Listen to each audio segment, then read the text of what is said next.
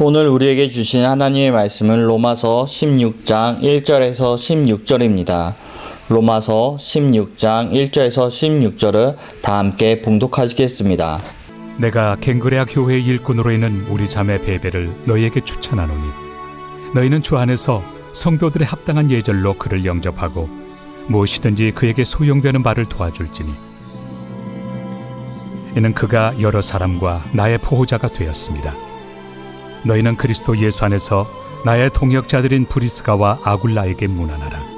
그들은 내 목숨을 위하여 자기들의 목까지도 내놓았나니 나뿐 아니라 이방인의 모든 교회도 그들에게 감사하느니라. 또 저의 집에 있는 교회에도 문안하라. 내가 사랑하는 에베네도에게 문안하라. 그는 아시아에서 그리스도께 처음 맺은 열매니라. 너희를 위하여 많이 수고한 마리아에게 문안하라. 내 친척이요 나와 함께 갇혔던 안드로니고와 유니아에게 문안하라. 그들은 사도들에게 존중이 여겨지고 또한 나보다 먼저 그리스도 안에 있는 자라. 또 주 안에서 내 사랑하는 암블리아에게 문안하라. 그리스도 안에서 우리의 동역자인 우르바노와 나의 사랑하는 스다구에게 문안하라. 그리스도 안에서 인정함을 받은 아벨레에게 문안하라. 아리스토볼로의 권속에게 문안하라. 내 친척 헤로디온에게 문안하라. 나게소의 가족 중 주 안에 있는 자들에게 문안하라. 주 안에서 수고한 두루베나와 두루보사에게 문안하라. 주 안에서 많이 수고하고 사랑하는 버시에게 문안하라. 주 안에서 택하심을 입은 루포와 그의 어머니에게 문안하라. 그의 어머니는 곧 내 어머니니라. 아순그리도와 블레곤과 허메와 바드로바와 허마와 및 그들과 함께 있는 형제들에게 문안하라. 빌롤로고와 율리아와 또 네레오와 그의 자매와 올름바와 그들과 함께 있는 모든 성도에게 문안하라. 너희가 거룩하게 입맞춤으로 서로 문안하라. 그리스도의 모든 교회가 다 너희에게 문안하느니라. 할렐루야.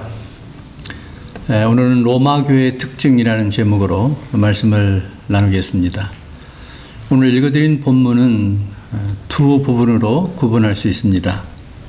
1절과 2절은 로마 교회로 편지를 가지고 가는 사람 베베 자매에 대한 소개를 하고 있고요. 그리고 3절에서 16절까지는 사도 바울이 로마 교회에 있는 교인들에게 문안을 하는 내용을 담고 있습니다. 이 이야기의 스토리를 좀 이야기하기 위해서 그 배경을 조금 말씀을 드리겠습니다.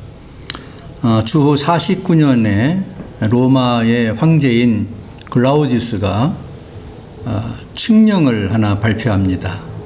로마에서 유대인들을 추방하는 칙령이었습니다. 로마에서 신앙생활을 하고 있던 브리스가와 아굴라라는 부부가 이 칙령의 추방을 받아서 고린도로 오게 됩니다. 이 아굴라가 유대인이었기 때문이죠. 고린도 지역에 온 이 부부는 신앙생활을 하면서 천막을 짓는 그런 직업으로 살아가고 있었습니다. 1년이 지난 뒤 주후 50년에 사도 바울은 2차 전도여행을 하던 중에 고린도에 도착합니다. 고린도에서 이 브리스가와 아굴라 부부를 이렇게 만나게 되는 거죠. 그래서 개척한 교회가 고린도 교회입니다. 바울은 거기서 1년 6개월 동안 말씀을 전하고 성도들을 양육을 하게 됩니다. 그 사람 대상 가운데에 베베라는 자매가 거기서 교육을 받게 되었습니다. 이 고린도 교회가 부흥을 하면서 고린도에서 남동쪽으로 한 11km 떨어진 곳에 겐그리아 항구가 있었습니다. 이 베베 자매는 이 겐그리아 항에 가서 자기 집에서 겐그리아 교회를 시작합니다. 물론 이때에 브리스가와 아굴라 부부도 바울과 함께 도왔을 것으로 생각을 합니다. 마침 그 로마의 황제가 추방 명령을 해제하게 되자 브리스가와 아굴라 부부는 다시 로마로 돌아가게 되어집니다. 바울도 로마에 있는 교회에 가고 싶어 했습니다. 그렇지만 형평상 가지 못하고 로마의 성도들에게 보내는 편지를 쓰게 되어집니다. 그것이 이제 로마서인데요. 이 로마서를 전달하기 위해서 겐그레아에서 일하고 있던 베베라고 하는 자매에게 이 편지를 주어서 로마 교회에 전달을 하게 되어집니다. 자, 여기까지 말씀을 나누면서 이제 성경을 한번 같이 보시겠습니다. 1절과 2절입니다. 같이 읽어보겠습니다. 내가 겐그레아 교회 일꾼으로 있는 우리 자매 베베를 너에게 추천하노니 너희는 주 안에서 성도들의 합당한 예절로 그를 영접하고 무엇이든지 그에게 소용되는 바를 도와줄지니 이는 그가 여러 사람과 나의 보호자가 되었습니다. 겐그레아에서 일꾼으로 있던 이 베베 자매를 바울이 상당히 신뢰한 것 같습니다. 그에게 로마서 2마리를 주어서 로마 교회에 전하도록 하고 그가 도착했을 때에 로마 교회가 이 그녀를 잘 대우해 줄 것을 좀 부탁하고 있습니다. 3절에서 16절까지는 말씀드린 대로 로마 교회에 있는 성도들에게 문안을 하는 내용인데요. 여기에 적어도 1절부터 합하면 26명 정도 사람들에게 문안을 하게 되어집니다. 이 말씀 속에서 우리는 그 로마 교회가 어떤 특징을 갖고 있었나 하는 것을 살펴볼 수가 있는데요. 말씀 속에서 이러한 교훈들을 받고자 합니다. 첫째로는 로마 교회에는 여러 가정교회들이 있었다는 것을 본문에서 발견하게 되어집니다. 자, 5절을 가서 한번 읽어봅니다. 또 저희 집에 있는 교회에도 문안하라. 어떤 사람인지는 알 수 없지만 아마 이 사람은 그 브리스가와 아굴라가 아니었겠나 생각하는 사람이 있어요. 그의 집에 교회가 있었어요. 그 교회에 문안하라. 가정에서 모이는 교회 형태죠. 자, 10절도 한번 보시겠습니다. 10절을 보시면은 그리스도 안에서 인정함을 받은 아벨레에게 문안하라. 아리스토불의 권속에게 문안하라. 거기 보면은 아리스토볼로의 권속 이런 말이 있습니다. 이것도 함께 모여 있는 그런 사람들이니까요. 가정교회를 의미하는 것입니다. 11절 내 친척 헤로디온에게 문안하라. 나기수의 가족 중 주 안에 있는 자들에게 문안하라. 여기도 보면 가족 중 하는 말이 나옵니다. 이것은 다 가정교회를 의미한다고 볼 수 있겠습니다.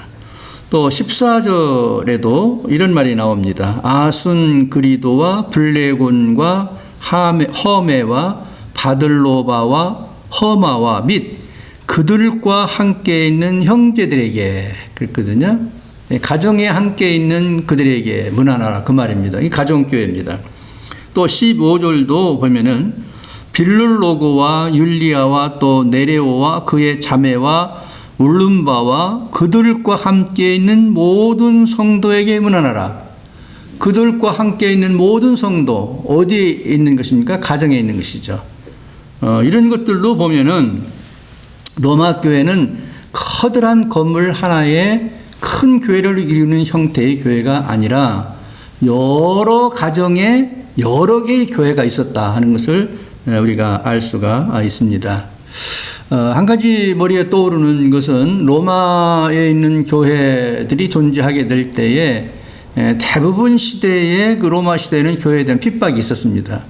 그러니까 핍박을 하게 되는 받는 그런 상황에서 큰 건물을 짓고 오늘날처럼 그 대교회를 만들고 이런 형태가 있기는 어려웠을 거라고 생각합니다. 대신에 가정에 한 가정을 중심으로 교회가 형성이 되고 초대교회와 같이 그 주변에 있는 몇 가정들이 모여서 신앙 공동체를 만드는 가정교회 그런 형태가 로마 교회였다 하는 것을 우리가 알 수 있습니다. 코로나 이후에 교회가 어떤 형태로 그 패러다임을 바꿔야 되느냐 하는 연구가 활발히 진행되고 있습니다. 왜냐하면 아시는 것처럼 우리가 대면 예배를 드릴 수가 없지 않습니까? 이 교회에 나갈 수가 없는 그런 상황이기 때문에 이런 일들이 계속되어지고 또 반복해서 오게 된다고 하면은 그런 앞으로의 교회 형태를 어떻게 될 거냐 이런 것들에 대한 염려에서 연구를 하게 되는 것이죠. 어떤 제가 강연을 들으면서 최인식 교수라는 분이 계신데요. 신학대에 계신 분입니다. 제 선배이기도 한데 그 포스트 코로나에 대한 교회의 패러다임에 관한 강의를 하면서 이런 얘기를 하시는 걸 들었어요.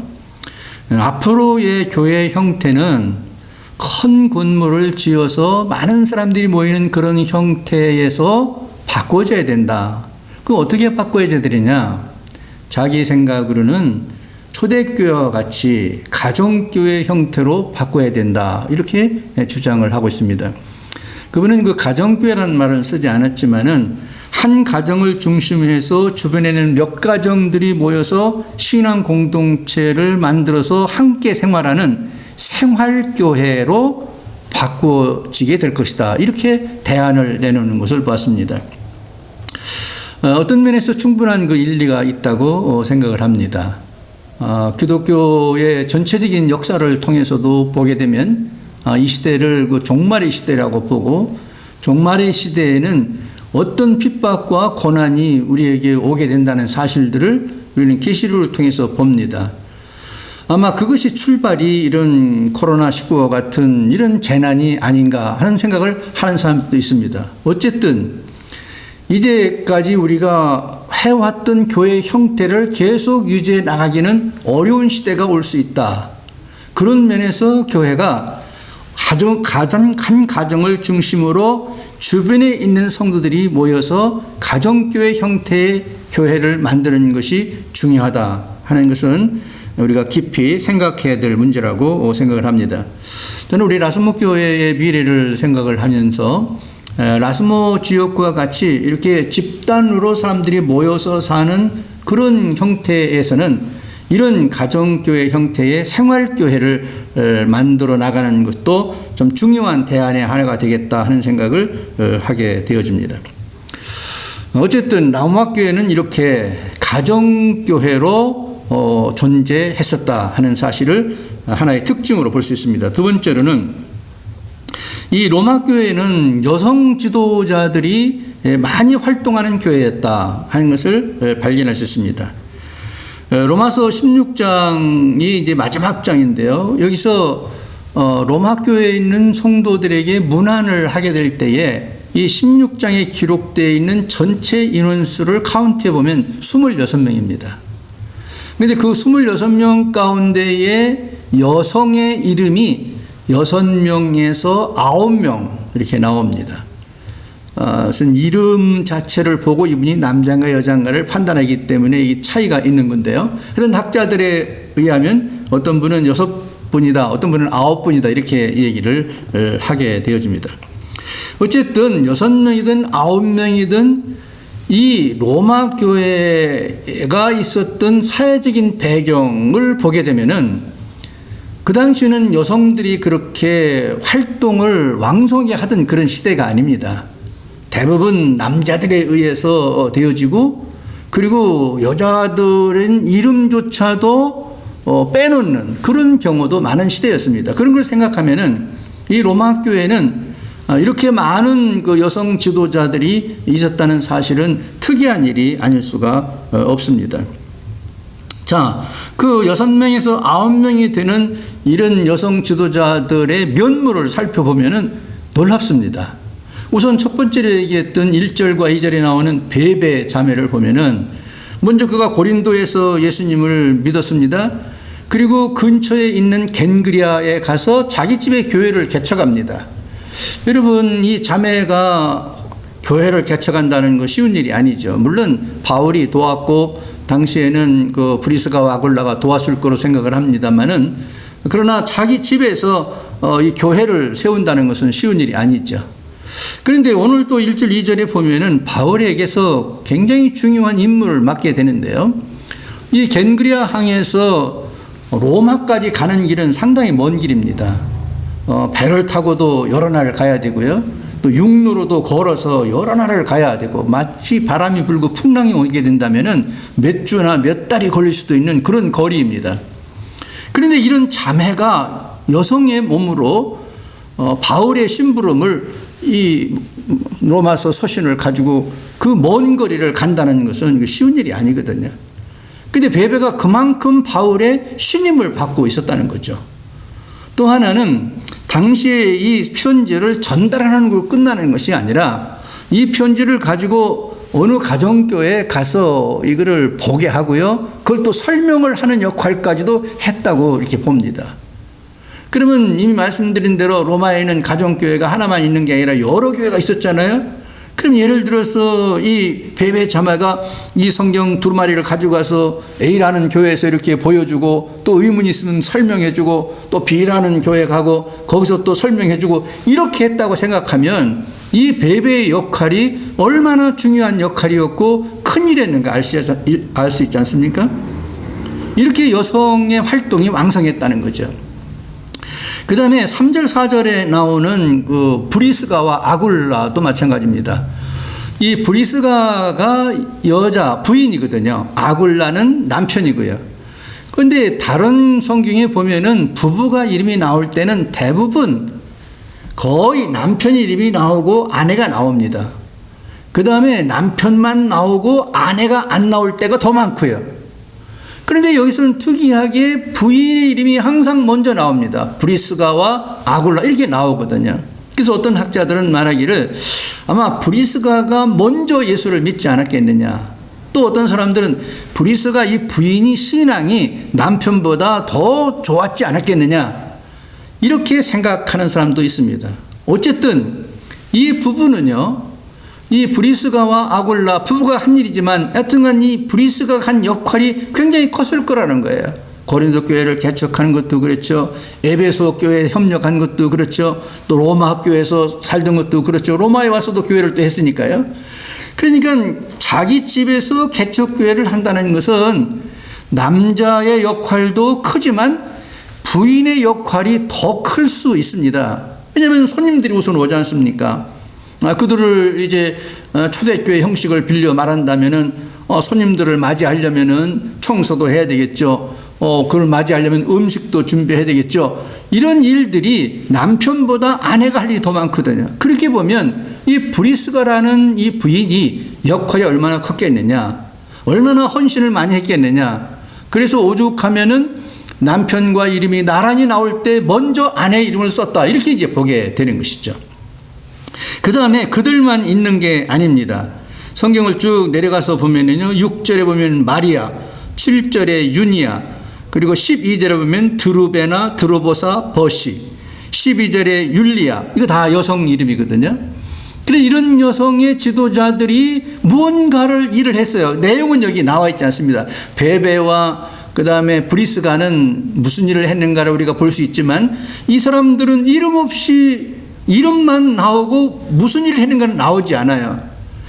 그러나 이 이름이 써있는 걸 보면 무언가 이 사람들도 베베나 또는 브리스가 못지않은 일을 했을 거거든요. 정말 이 여인들이 많은 일, 큰 일, 귀한 일을 했기 때문에 지금 바울이 문안하고 있는 거잖아요.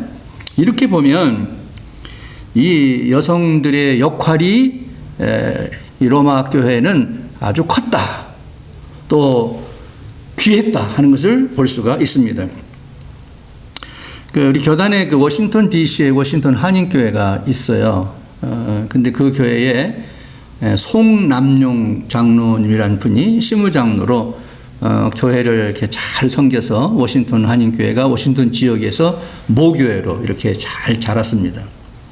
근데 이분이 연세가 되셔서 정년이 돼서 은퇴를 하게 됐어요. 근데 교회가 아주 비상에 걸렸습니다. 왜냐하면 이 장로님이 은퇴하신 후에 후임 그 시무 장로님들이 좀 계셔야 되는데 아마 무슨 사정 때문인지 시무 장로가 안 계셨던 것 같아요. 장로를 세워야 되는데 어떻게 해야 되나 이런 걱정을 갖게 된 거예요.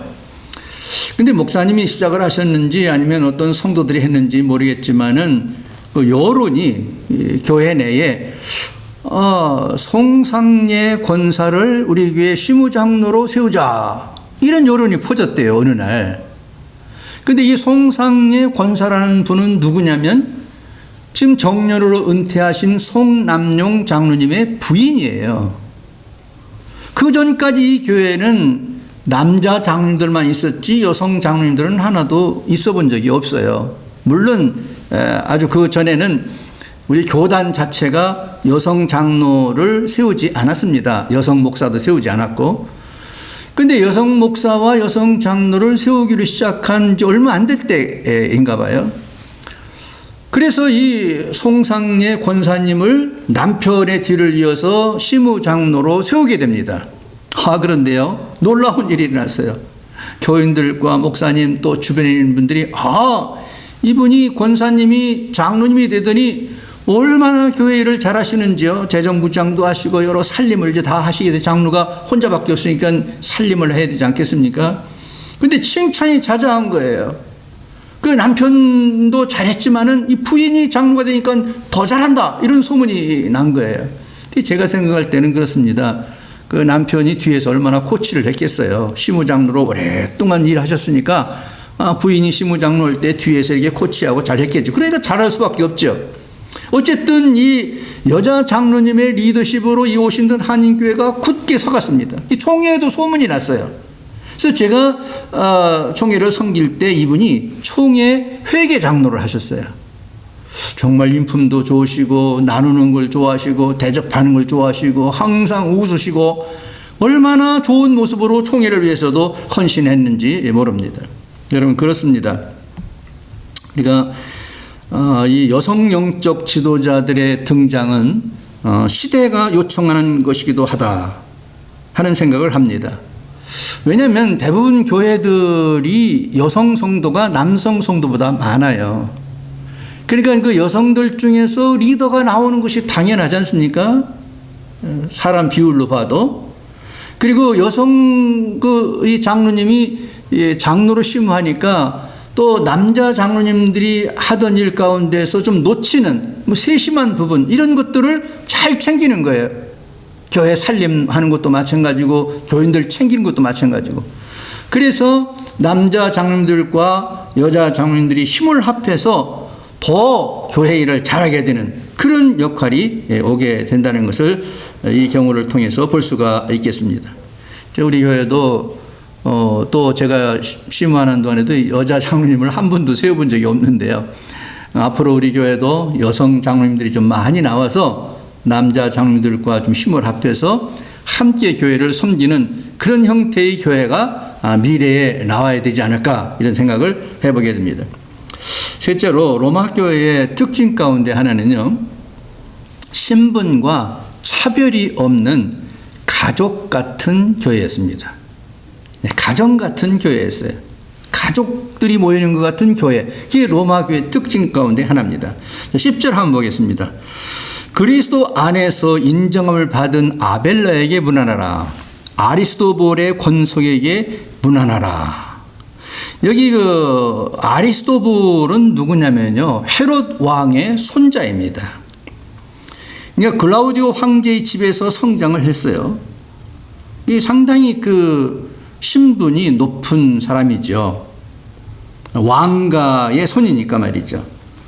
그래서 실제로 캘리굴라 황제가 예루살렘 성전에 자기 신상을 세우려고 할 때가 있었어요. 그때에 이 사람이 나타나가지고 정치력을 발휘해가지고 신상을 못 세우게 합니다. 그러니까 교회에 이런 왕손이 하나 있는 것도 너무 좋은 거예요. 그런 일을 할 수 있으니까 말이죠. 그래서 이 로마서를 써서 문안을 할 때에는 이미 이 사람은 죽었습니다. 세월이 많이 가서. 그래서 여기 성경에 보면 뭐라고 말하냐면은 아리스도볼의 권속에게 문안하라. 그의 후손들에게 문안하라. 이렇게 말하고 있는 거예요. 이렇게 교회를 위해서 훌륭한 일을 했던 이런 왕손으로서 황제의 손으로서 훌륭한 일을 했던 이 사람의 가족들에게 문안을 함으로 인사를 하고 있는 것입니다. 자, 이렇게 로마 교회에 신분 계급이 높은 사람이 있었는가 하면 그 다음 절 11절에 보면은 내 친척 헤로디온에게 문안하라. 나기수의 가족 중 주 안에 있는 자들에게 문안하라 했는데요. 여기 헤로디온은 헤롯 집안에 있었던 노예 출신입니다. 노예 생활을 하다가 예수님을 믿고 로마 교인이 된 거예요. 또 나기수라는 이름도 나오는데요. 이 나기수도 노예 출신입니다. 이 사람은 글라우디오 황제의 비서였어요. 노예로서. 이 사람이 유명한 것은 네로 황제 때 기독교가 핍박을 받았지 않습니까? 이때 나기수가 자살을 강요받고 죽게 되어집니다. 이 로마 교회는 이렇게 구성원들 가운데에 왕족도 있었고 노예 출신도 있었습니다. 그런데 그들이 교회 안에서는, 교회 밖에 나가면은 왕족으로, 노예로 신분이 등급이 있고 차이가 났지만은 교회 안에 들어왔을 때는 그들은 모두가 다 왕족도 노예도 한 형제고 자매였다는 것입니다. 이 노예제도 때, 제도가 있었던 때 이런 일이 있다는 것은 참 굉장한 일이 아닐 수가 없습니다. 그래서 로마 교회는 이런 신분의 차등이 없고 가족 같은 그런 교회를 형성했다는 것입니다. 그 무시무시한 신분의 그 계급의 차이가 있고, 그리고 그것을 통해 가지고 핍박을 받던 시대에 교회라는 공동체는 이렇게 달랐다는 것입니다. 우리에게 뭘 의미하는 걸까요? 교회는 주 안에서, 그리스도 안에서 하나님을 아버지로 모시는 형제 자매들이 모이는 공동체가 교회인 것이죠. 그러니까 형제들끼리 무슨 지위와 신분의 차이가 있습니까? 또 그런 차등을 누가 두겠습니까? 그저 모두가 다 한 형제죠. 모두가 한 자매죠. 그리고 아버지인 하나님을 섬기는 거죠. 이 바울 사도는 사실상요, 루포의 어머니를 자신의 어머니라고 불렀어요. 이 말을 보면은 나이가 많은 분들은 교회 안에서 어머니로 또는 아버지로 이렇게 부르고, 나이가 비슷한 사람끼리는 형제 자매로 이렇게 불렀던 것이죠. 이게 로마 교회였다는 거예요. 바울은 로마에 흩어져 있는 모든 가정교회 성도들에게 서로 문안할 것을 주문을 합니다. 오늘 본문의 16절입니다. 너희가 거룩하게 입맞춤으로 서로 문안하라. 그리스도의 모든 교회가 다 너에게 문안하느니라. 이 코로나19로 많은 변화를 지금 겪고 있습니다. 로마 교회를 통해서 우리가 무엇을 배울 수 있을까요? 가정과 가족 같은 교회의 모습입니다. 모든 성도들이 그리스도 안에서 평등한 그런 교회입니다. 그리고 여성 성도들도 활발하게 일할 수 있도록 그런 형태의 교회로 가는 것입니다. 이 어려운 시기에 로마 교회를 통해서 배운 교훈을 가슴에 안고 주님 오실 때까지 몸된 교회를 잘 섬기고 또 축복을 나누는 은혜가 여러분 모두 있게 되기를 주님의 이름으로 축원드립니다. 할렐루야.